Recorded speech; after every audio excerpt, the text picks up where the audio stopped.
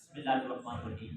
जनाब नबी करीम सल्लल्लाहु अलैहि वसल्लम ने फरमाया कि क़ुर्ब क़यामत के करीब दज्जाल निकलेगा, और जब दज्जाल निकलेगा तो दज्जाल बहुत बहुत से लोगों को अपनी जाल में फंसा देगा।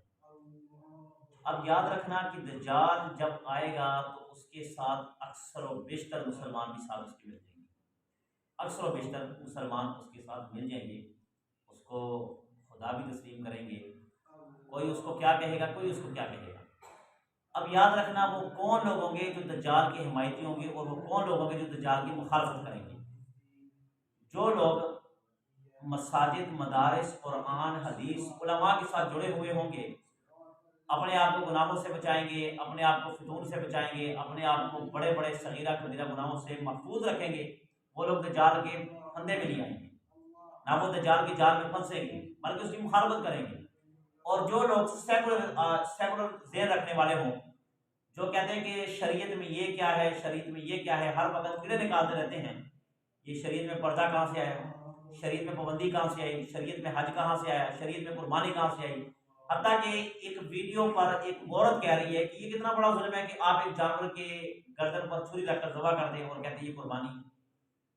अब देखो ये ज़हन इसका, हत्ता कि अल्लाह ताला ने खुद हुक्म दिया, रसूलुल्लाह सल्लल्लाहु अलैहि वसल्लम ने अपने हाथ से जानवर को ज़बह किया, और ये औरत कह रही है आज इसको समझ आ रही है कि ये जुल्म है। क्या अल्लाह को नहीं पता? क्या रसूलुल्लाह रहमतुल्लिल आलमीन नहीं थे? आप तो सबके लिए रहमत थे, मगर आपने ये नहीं कहा। तो ऐसे जो लोग होंगे ये दज्जाल के हिमायती होंगे।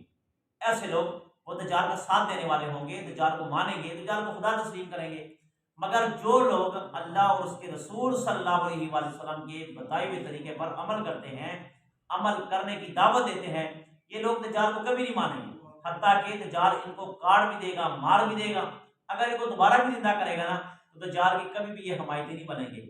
और आज के दौर में जो बंदा कुरान, हदीस, उलमा के साथ जुड़ जाए, अपनी ईमान की हमेशा फिक्र करता रहे, अपने अमाल की इस्लाह करता रहे, ईमान अमाल करता रहे, और अपने रूह की हर वक्त सोचता रहे कि मेरी रूह इस वक्त गलत कामों में है या अच्छे कामों में है, तो ये अपने आप की इस्लाह करने वाला, समझने वाला ऐसा आदमी कभी भी दज्जाल का हमायत याफ्ता नहीं होगा, बल्कि दज्जाल की मुखालफत करने वाला होगा। आज हमें चाहिए कि हम ज़्यादा से ज़्यादा ये कोशिश करें कि हम अपनी 24 घंटे की ज़िंदगी हो, या वो 12 घंटे की ज़िंदगी हो, या उठने बैठने कुछ भी हो, हम उसमें ये देखें कि इसमें नबी पाक सल्लल्लाहु अलैहि वसल्लम के बताए हुए तरीके पर हम कितना अमल कर रहे हैं।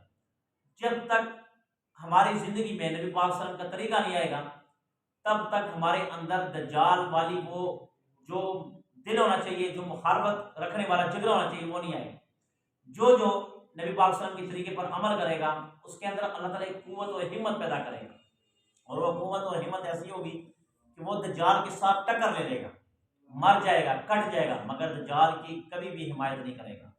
अल्लाह से दुआ को है कि अल्लाह ताला हमें दज्जाल के फितने से बचाए, दज्जाल के शर से बचाए, और तमाम की तमाम मुसलमानों की हिफाजत